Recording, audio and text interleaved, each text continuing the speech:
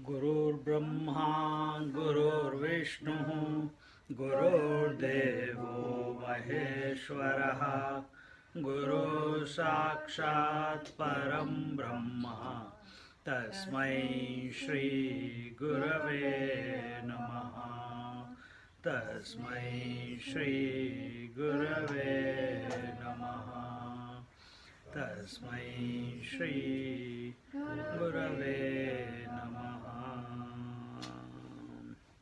We are in Amrutanubhava chapter 7, OV number 194, and in 193 we saw, is it worthwhile to argue and conclude whether the mirror can see or cannot see its clean surface? And if it is not worth discussing that type of point, at some point or the other in one's sadhana, it is advisable to drop reading, arguments, discussions, and expose the mind to silence, because all these discussions, talking about reality, as long as we told you in the meditation, as long as we are in the mind, you cannot come to know the reality.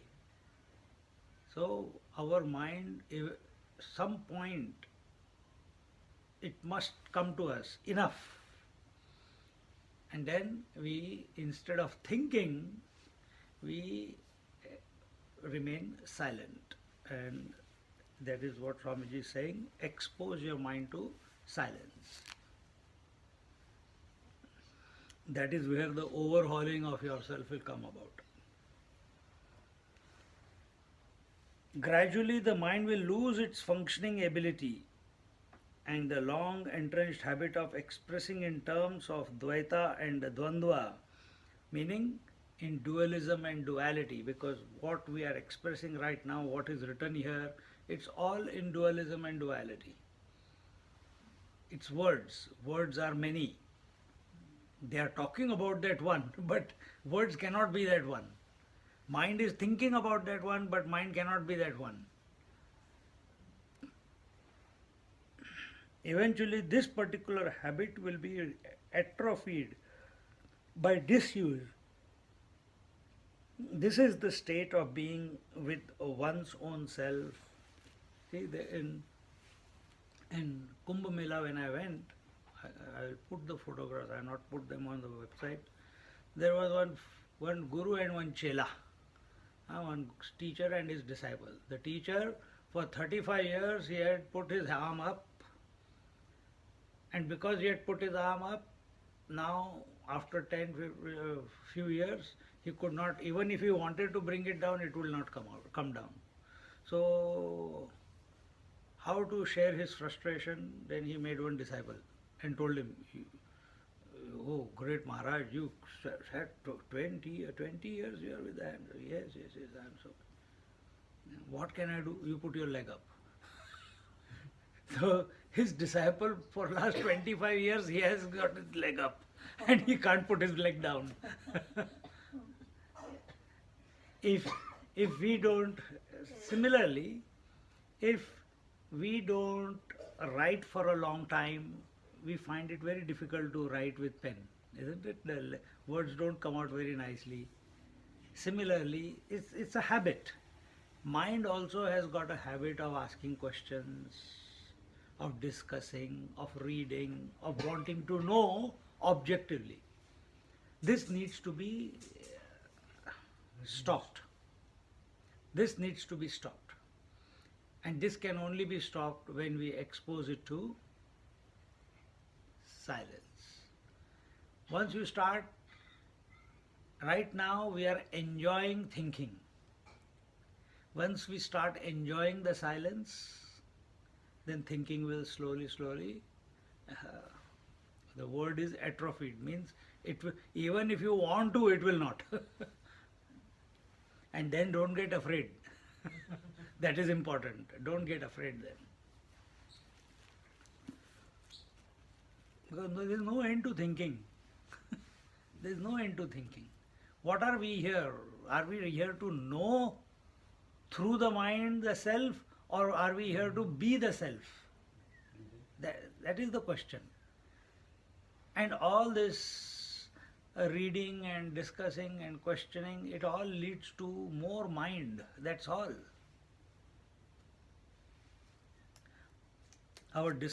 If at all we want to discuss, read, etc., every reading must lead to silence. Every discussion must lead to silence. Every question, if answer comes to it, or even just a question, who am I, must lead to silence. It should not generate more questions. See? And another example of the face with reference to the mirror is taken up. Samora pathi moria mukhe ho ye arisiya vachuni taya pratitaya hoaveka. The face is considered to be in front or back with reference to the mirror. In fact, can the face be considered as back or front? When the face is in the front of the mirror, it is said that the mirror is in front of the face.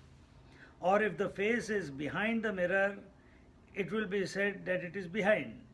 This front and back of the face is with reference to the mirror.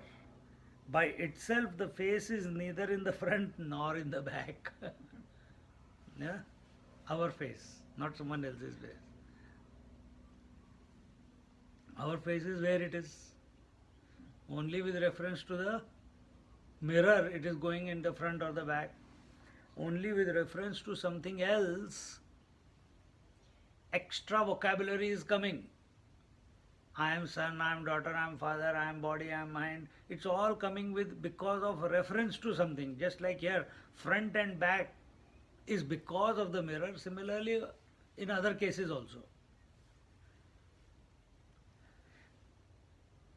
Similarly, with reference to the trio, the experiencer termed as happy or miserable is only a relative subject, the pseudo subject, not the real one. So, whenever we take ourselves to be a knower, we take ourselves to be an experiencer, we take ourselves to be the seer, hearer, thinker, meditator, feeler. Every time we take any position, it is always with reference to something. And the moment we have taken a position with reference to something or define ourselves in relation to something, that very moment it is not the real me. Then who is it? It is that ghost who is functioning then. The imaginary me. The mother is the imaginary me, the father is the imaginary me. They are just imagining one idea in our mind, one name I have given to myself. Then who is the one real me? Find out. Find out who are you, which is the real you. Drop all these conditionings, drop all these definitions about yourself with respect to anything and everything in this world. It will be you. What remains will be you. Hence, the definition of Anandam is independent existence, independent of the experienced, and therefore does not suffer the sukham dukkham of the pseudo subject, the individuality. Independent existence. Swatantrya. Another name for the reality is independent existence. It is ever free, it is undependent, unrelated to anything. And that you are.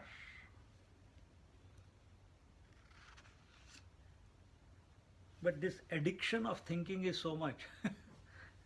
This addiction of thinking is so much that we find it. We are. Yesterday I gave a talk at Amachi's ashram, and there they were showing one video of Ammachi, and that Ammachi said, you cannot know, uh, the topic was embracing peace. And the first thing that Ammaji said was, peace is beyond the mind. Peace is beyond the mind. And where do we search for the peace? In our mind. Because we have made peace also into a concept. Yes, concept itself. Isn't it? Yes. We don't really know what peace is. Yeah, we are, exactly. We don't know. We're thinking, I want peace, I want peace, I want peace when this fellow goes away, I want peace when my food, hunger will be satiated, I will have peace when this, when that, when this. There's no end to it. We have made peace also into a concept, whereas peace is your essential nature. We have made love into a concept, whereas love is your essential nature. We have made independence into a concept, whereas independence is your essential nature. We have made truth into a concept, whereas truth is your essential nature. See, when we, as long as we are thinking about these various words that we just now said, without a direct experience, till then it is only a concept. And we are just running from pillar to post. That's all we are doing. In our mind. Our attention, while we are thinking, our attention should not be on what is being heard or what are the thoughts coming in our mind. Our attention should be on the substratum. Our attention should be on the foundation on which these thoughts are coming and going. Then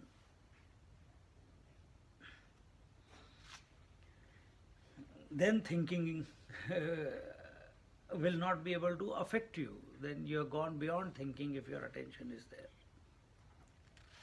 The pure Advaita face will never be referred to as reflected face unless there is a reflecting medium in front of it. See? The non-dual face of the reality that you essentially are will never be reflected if there is no reflecting mirror. Will you walk around and say, I'm seeing my face in a mirror? Will you, if there was no mirror, will you be able to see it? Will you be able to comment about it? Will you be able to talk about it? Because you don't need to see. Similarly, this Advaita Tattva, meaning this essential self, the mirror on which it is reflecting is where? It is the mirror of the mind. It is the mirror of the mind. And there it is reflecting all the time. And the moment it reflects, remember the genesis, the consciousness reflecting in the mirror, the first appearance is I thought and that thought. Isn't it? I thought remains the same, that thought keeps changing. The I is one per thought. But this I thinks, imagines that it is continuous. This continuous imagined entity, this imagined continuity is the ego, is the individuality. See? So, as long as you are considering yourself to be the mind, till then you are knocking on the wrong door. You have to go beyond the mind. And for that, do whatever.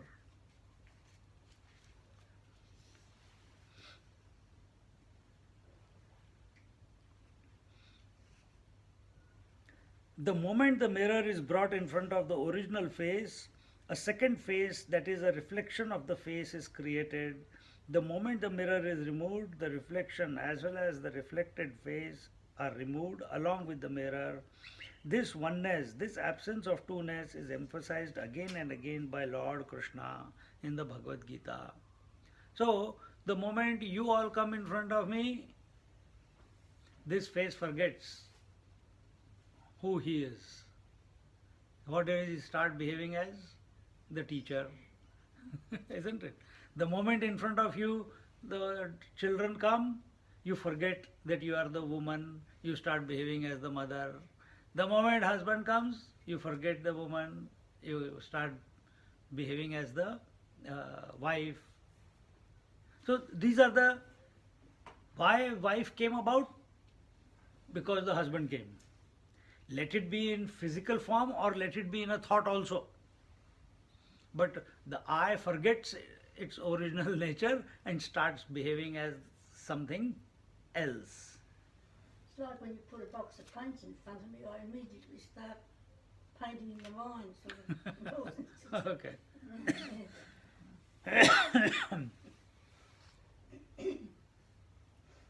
I, the pure self, is independent of the experiencer or the object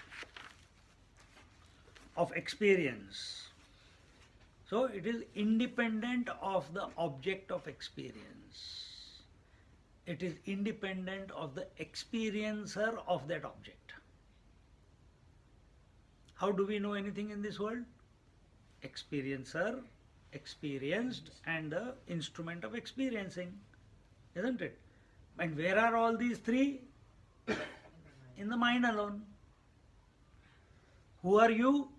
Independent of all these three. Independent of all these three. For this, a deep contemplation is required. For this, an exposure to silence is required. For this, purification, which is equal to less number of thoughts erupting in your mind, is required. Then it becomes evident. Then this becomes self-evident. You will watch it, that, array, yes, this is true. But as long as there is the thoughts are erupting at a million thoughts a second or a minute, it's very difficult to know that. Because you're not able to grasp, you're just caught up in the trap of thoughts.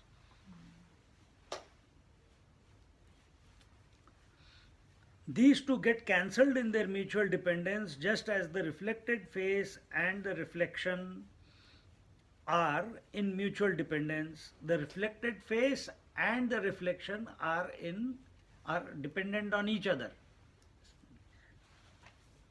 But the pure face is not affected when the mirror is removed. So also the pure self is not affected when there is an experiencer and an experienced object, because they get cancelled in mutual dependence. What remains is the pure self. Exactly what I have just said. Contemplation on these examples will make one's position clear.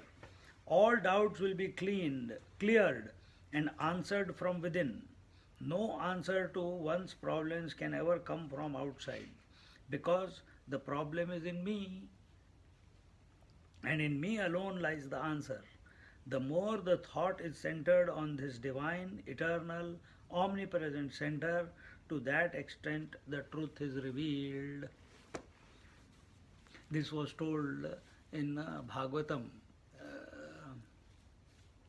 yesterday. The city of Mathura, where Krishna has come, is besieged by one of the kings, an evil king. And he has a boon that nobody can kill him. Because one demoness, she has, the parents, when the child was born, two parts of the body were born separately. Half body separate, half body separate. They didn't know what to do. So they threw the body away. Two parts. One demoness, she brought the parts together and joined them, and he became indestructible. Just like we have come together. I thought and that thought have come together. And ego has come out. He is the representation of that ego. Huh? You're indestructible till you don't break it apart. Huh? And he comes with a huge army, and Krishna has and all the people in that city, they, what to do? They are all afraid, scared. Oh, Now, oh, we will all get destroyed, this, that. But everyone's attention is on Lord Sri Krishna. And at that moment, while they are looking at him, who has defeated this fellow 17 times, but this time, this 18th time, is a unique one. This side, this fellow comes, from the other side, the Yavana, Kalayavan, he comes with a 1 million strong army. Now, both, they are very, very scared. What to do? All the people, for all the time, 17, 18 times, the only solace they had was, the only focus they had was Krishna. They did not think that, oh, let's get together and give them a fight. No, whatever Krishna says, we'll do that. And Krishna single-handedly, along with his brother, annihilates the entire army for 17 times. But this 18th time, he says, yeah, if we go that side, this fellow will come and kill. If we go this side, this fellow will come and kill. What to do? Then he creates, in a moment's notice, he creates the Dwarka, the place where he lived, the golden city in the sea. But my point of narrating this was, all the people's attention was only on Krishna. Yes, their mind was afraid. Yes, they are afraid of their annihilation. Yes, they did not know what solution to come up with. But in spite of all that, their attention was only on the Lord and the solutions presented themselves. Because Lord is the solution. Lord is everything. And what are we doing? If we keep thinking about the source of fear, let it be death, let it be accident, let it be disease, let it be whatever, it becomes a big thing in our mind, isn't it? And what is the Lord, or through this text that we are studying, or whatever Bhagavad Gita says, Upanishads say, what are they telling us? Focus on the divine, focus on the source, focus on the essence, be the essence. See? What I say, keep saying, focus on such thoughts which do not lead to any conclusion. This is from Advait point of view. From devotion point of view, focus on the Lord to the exclusion of all other thoughts. Isn't it? On the form of the Lord or on the name of the Lord. But we are not ready to do that. We are more focused on asking questions. We are more focused on our doubts. We are more focused on, oh, I don't know this, I don't know that, I must know this, I must know that. We are more focused to find solutions in this world. But there are no solutions in this world. There can never be solutions in this world. Temporary solutions, yes, but no permanent solution in this world. Because, why? World is continuously changing. By the time you have found one solution, next problem is already waiting. They have discovered one pill to take care of one particular disease. Then the next strain of that disease comes. Again, they need funding. Again, they need experiments to create the next strong dose. How to do it? Different parts of the world, some new strains of bacteria are coming, viruses are coming. From where? It will keep happening. There's no end to it. So if you are going to think that by finding solutions to the problems, even in your own teeny mini world called your home, or your own relations, you cannot find solution. The only way is come back to the self.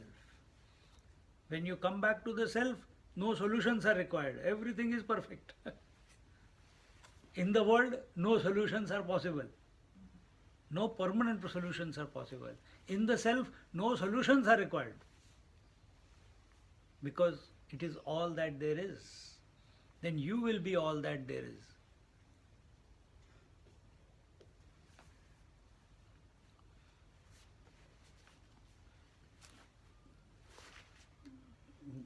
In the next verse,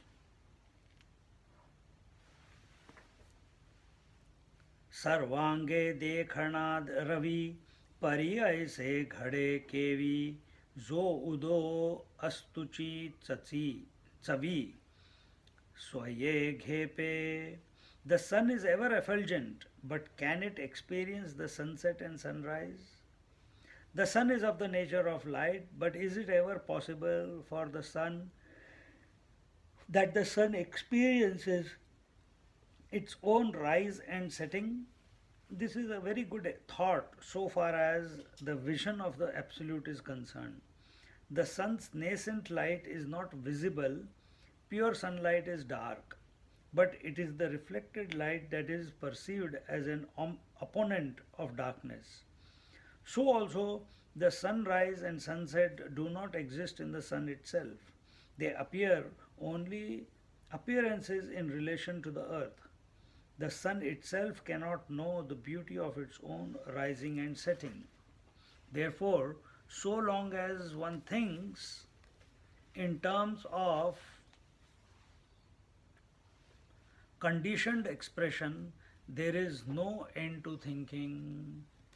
Conditioned expression, when you take yourself to be someone else, when you take the sun to be conditioned by what? Sunrise and sunset. When you take sun to be what? Light, which is opposition to dark. When you take yourself as what? As husband or wife in relation to the husband or your partner.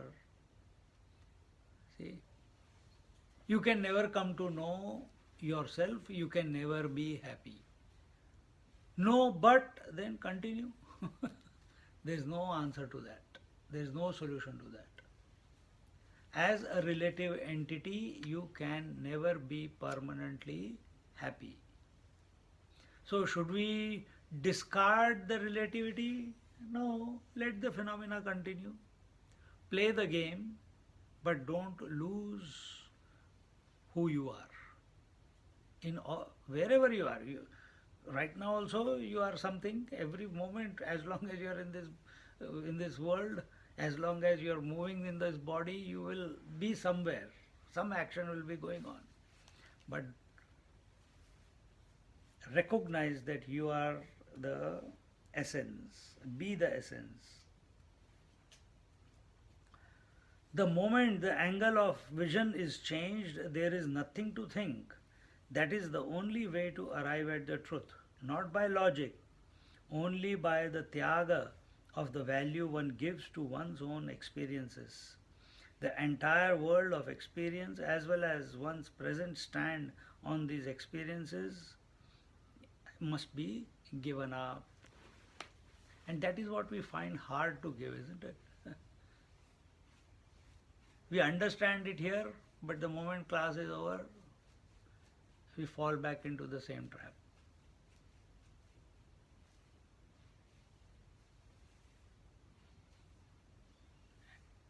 Even if we sit silently, other people come. Oh, is something wrong? Why are you silent? Did we do anything wrong? Is everything okay? And on and on and on and on. And then you feel, oh my God, because of me all these people are getting disturbed. Better say I am all fine, then they will stop asking the questions. Isn't it?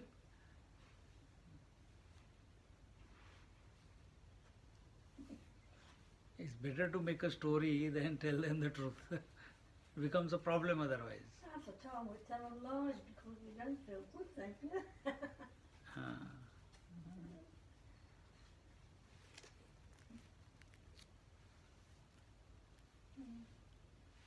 Because we are not, we need to be comfortable with who we are. Yesterday's topic was this, embracing peace. You cannot embrace peace. who is able to give happiness to other people? He who is happy. So who will be able to give peace to others? He who is peaceful within himself or herself. Isn't it? So what embracing peace? Here you are miserable entity, frustrated within, and talking about tolerance, talking about compassion, talking about empathy, and yourself frustrated. Your vision is in duality. This religion versus that religion, husband versus wife. Look at everyone's home, and they go around talking about there should be harmony, harmony, harmony in the society.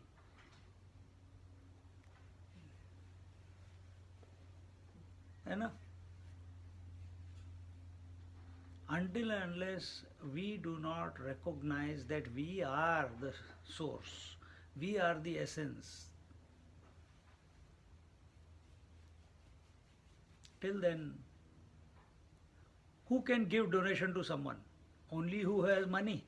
If you don't have money, how can you give donation? If you don't have peace, how can you give other people? How can you even see the peace anywhere? You will be only demanding peace for yourself. A person who is hungry, he is only demanding food from some source or the other. He is not giving food to others.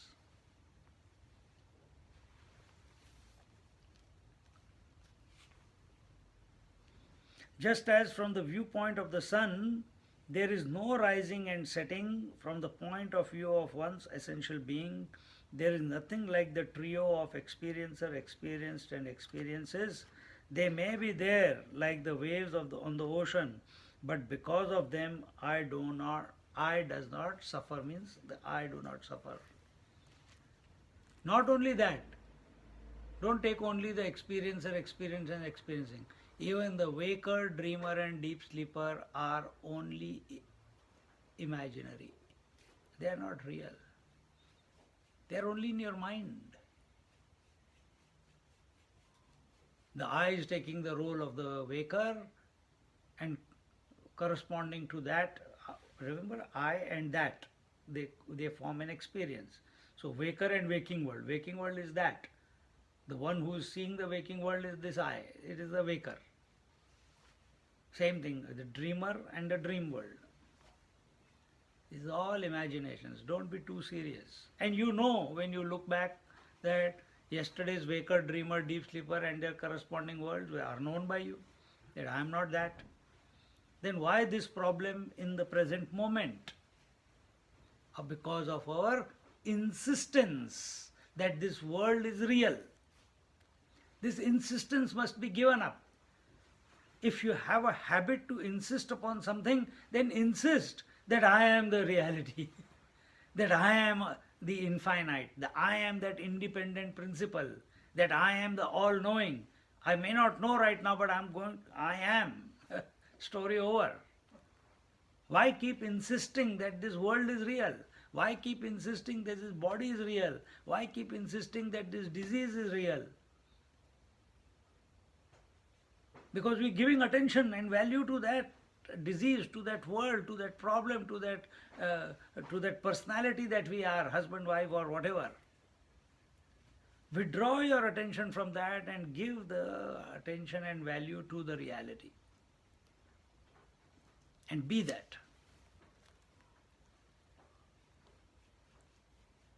To the extent that we give attention to the reality that we are, to that extent the impact of the world, to that extent the impact of the mind on us, on the I, will reduce.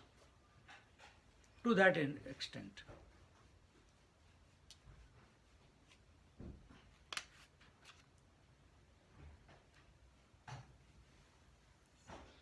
There are 4 stages in the spiritual evolution vis-a-vis Triputi. First, for the ignorant man, the Triputi is the reality.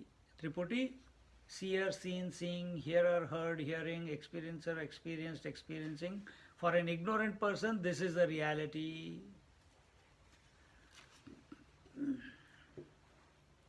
Second, for the seeker on the path, the Triputi does not seem to be the reality. For the seeker, we are all seekers. We understand it, but we still get caught up in it every now and then. So, the Triputi does not seem to be the reality when we are in satsang, but we fall prey to it the moment we move out of the satsang. C. For the advanced seeker, the Triputi, the triad, is definitely not the reality. Why? The advanced seeker is continuously in the witnessing mode. The advanced seeker is continuously in silence. This is the difference between the beginner seeker and the advanced seeker. And fourth, for the Jivan Mukta, for the realized, the man of wisdom, the triad, the Triputi goes on like a screenplay, but I, the substratum, remains untouched. The Triputi goes on for the realized master. Can we ever stop it? No. Can the ocean ever stop the waves from coming and going? No. But the water knows. Let them come and go. I am the water. Story over. Gold knows. Let the ornaments come. Let the different forms come. Let it be melted. Let me be melted. Let the form come up again. But the gold itself never gets affected because of the ornament. Because whether there is ornament or no ornament, gold always is. Whether there is wave or no wave, water always is. Whether there is Triputi or no Triputi, the self always is. Whether there is waker or dreamer or deep sleeper or not there, the I, the essential I that I am, that always is. This way come to yourself. So, will a Jivan Mukta never go to sleep? Like, never sleep at all? The body rests and sleep? No, the mind may go to sleep, but they are always awake. The mind may go to sleep, but they are awake. So even if you enter the room or something, they'll know. They'll know. You also have behaved that way many times. Why only Jivan Muktas? But you don't recognize. They are in that state all the time, 24 hours a day. Ever in awareness. And it is not that you are in sleeping and you wake up because someone has come. You are aware. You are even aware of the sleep. Because sleep is of the mind, not of the self. The mind goes to sleep, the mind dreams, the mind wakes up. Self does not go to sleep. What did I say? Prakriti, nature, or the differences, the variety of the creation, they cannot stick to the truth. They cannot stick to the self. The waves cannot stick to the water. Because from water's point of view, there are no waves. Sunrise and sunset cannot stick to the sun, because sun never rises and never sets. Waker, dreamer and deep sleeper cannot stick to the self, because self is independent of all these three. Then where is the problem? But I am the self. Yes, now think. Now think. Why is that? Why do you think you are the waker, dreamer, deep sleeper? Because you are giving value to the creation. You stop giving value to the creation, instead give value to the self. This matrix will dissolve itself. This overemphasis that we have given to the world, that needs to be curtailed, that needs to be dissolved, that needs to be sublimated. And that cannot come by your thinking, that not come about by your thinking. That will only come about by being the self. And even right now you are that. So four angles were given. First, the ignorant man, the triad is a reality for the seeker. He knows that triad is not the reality for the advanced seeker. He is independent of the triad, and there is no more doubt in his mind with regards to his own being. There is no doubt. But where is all this happening? Still in his intellect. So he's absolutely convinced. There is no doubt. But he has not become independent of the mind yet, or maybe he is exposing himself to silence. And the fourth stage, when he does that, is the realized person. The realized person does not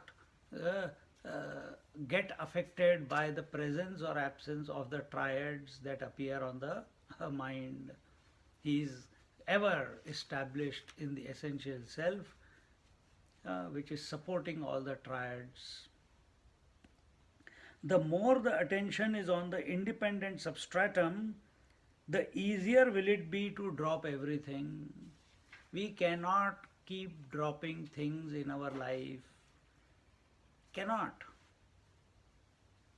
This example we have given hundreds of times. When you go to sleep, you do not drop the world. All you do is you focus on the sleep and the world get dropped, isn't it? Exactly the same thing. Focus on the reality, allow the world to be dropped. You try to drop the world, where is your attention? On the world. It will not get dropped. It will enter into you in a different way. There are many leak holes there. And what do we drop?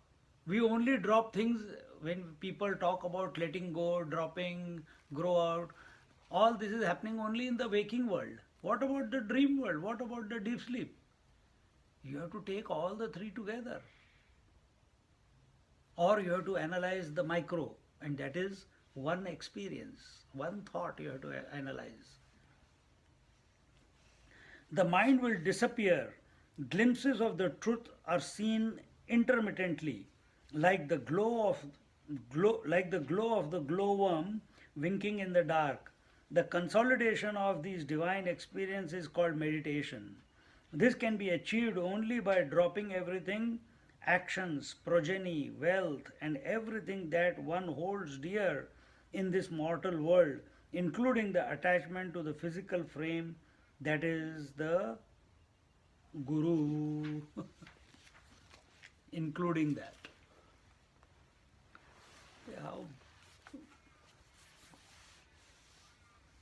But, no but. But they say you need a Guru, then go to that Guru. Then go and study that. You want to come, you want to be permanently happy, then accept. You will have to accept this. No, but evolution cannot take place without the help of a teacher. They say without the Guru, understanding cannot come about. Grace is required of a teacher. Take it.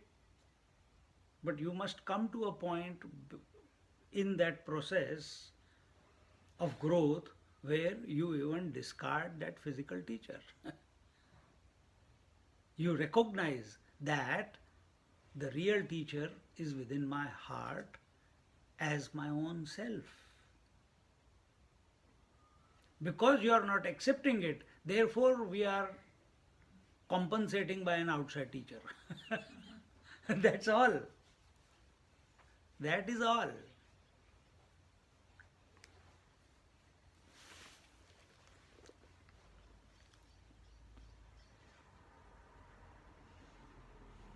And in this way, the teacher, Jnaneshwar Maharaj, is giving example after example after example.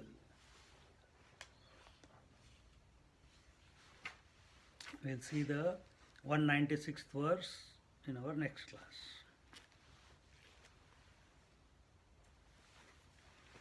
Or should we do it?